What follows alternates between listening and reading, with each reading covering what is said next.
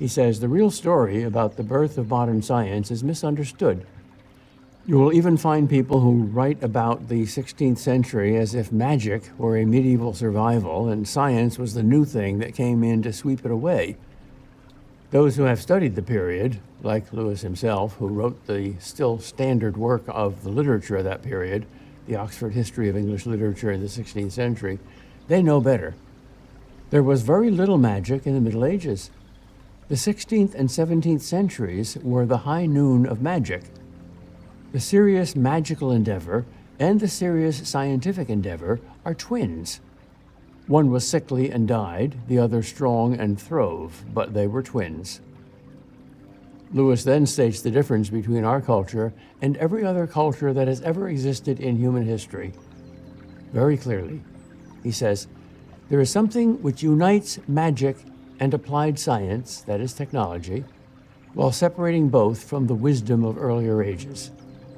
For the wise men of old, the cardinal problem of human life had been how to conform the soul to reality, and the solution had been knowledge, self-discipline, and virtue. For magic and applied science alike, the problem is how to subdue reality to the wishes of men. The solution is a technique, that is technology.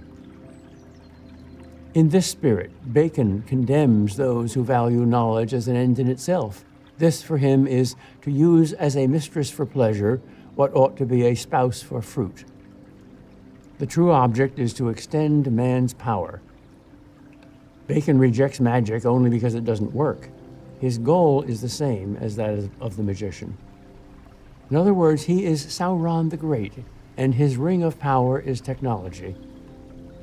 I think that's why we never see Sauron in The Lord of the Rings, because Sauron is ourselves.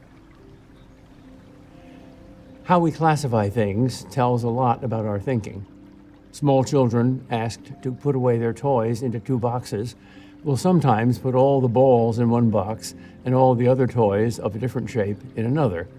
They think structurally. Those who think functionally will put baseballs and baseball bats and fielder's mitts in one box and hockey pucks and hockey sticks and hockey nets in another box.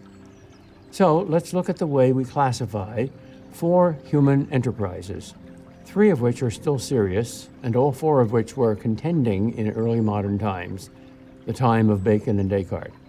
How do we classify science, technology, magic, and religion? Almost everyone will classify science and technology together, and religion and magic together, for 2 good reasons. Both science and technology use the scientific method, and both appeal only to nature, not to anything supernatural, while both magic and religion transcend both the scientific method and nature. But the deeper classification, the deeper unity, is between magic and technology, and between religion and science. Because, as Lewis pointed out, both magic and technology seek power over nature. Although one uses supernatural means and the other uses natural means, yet both want power. While both science and religion want truth, both science and religion seek to conform the human soul to objective reality. Although science focuses on the mind and tries to conform it to the reality of nature, while religion focuses on the will and tries to conform it to the reality of God. But ends are more important than means, because they are chosen by the heart and the will and love. And love is more important than technique.